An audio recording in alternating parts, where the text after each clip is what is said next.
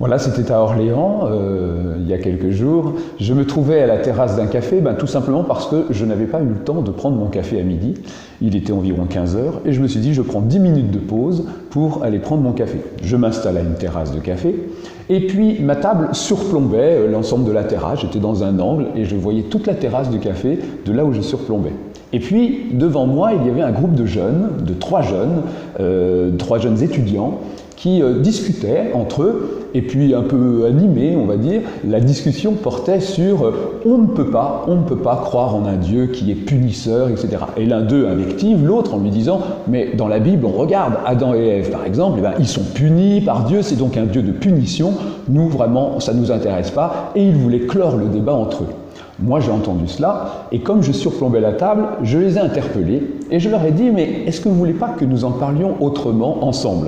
Alors ils se sont retournés, ils ont entendu ça, ils m'ont rejoint avec leur verre de bière, leur café, et puis moi, évidemment, moi, j'avais pas trop de temps, puisque j'avais prévu 10 minutes de pause pour prendre ce café, mais j'ai senti qu'il y avait un besoin d'échanger, de voir avec eux un certain nombre de choses. Petit à petit, la discussion s'est donc engagée. Nous étions tous les quatre, et moi je leur ai demandé, je leur ai dit, voir autrement les choses, c'est peut-être de faire une lecture, peut-être de ce texte de Bible, de la Genèse, d'Adam et Ève, peut-être un peu différente. Ils ont vu que j'avais une croix, ils m'ont dit, ah, vous êtes chrétien? Alors je fais oui, alors nous pas du tout, mais on échange quand même, on a l'habitude d'échanger sur des questions de religion. Bon, très bien. Alors j'ai continué la discussion, et ça a duré 2h30. 2h30 à la terrasse de ce café, où nous avons pu à la fois échanger sur tout ce qu'ils vivaient, sur les tas de questions qui se posaient, moi aussi les questions. Et d'autres gens nous ont rejoints. Donc on s'est retrouvés à 8, qui nous ont rejoints à ma table, et puis on a fait un grand échange pendant 2h30. Nous avons ensemble réfléchi.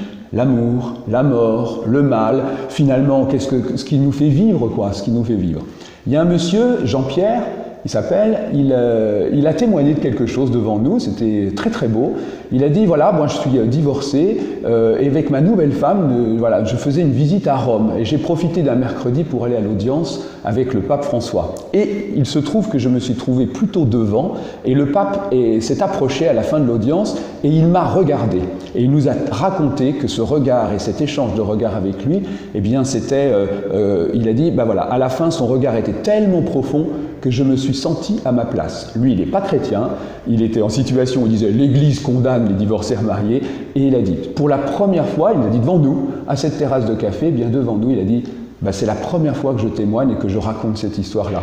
Une autre jeune là qui disait à la fin « merci parce que maintenant j'ai confiance, je ne savais pas que j'avais la foi ».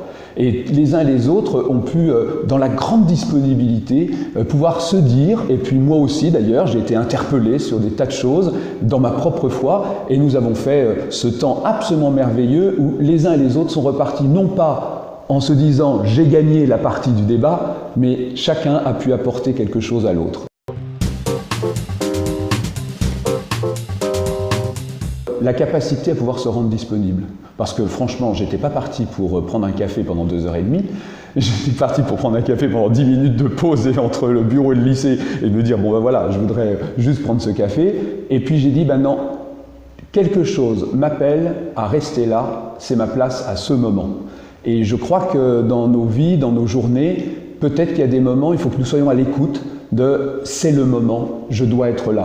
Qu'importe le reste, je prendrai mon retard, je le récupérerai, mais je prendrai ça. La deuxième chose, c'est, dans ce que j'ai vécu, c'est le fait de ne pas se situer les uns les autres dans une représentation ni d'une institution, ni d'une posture, ni se laisser enfermer dans ce que l'on représente.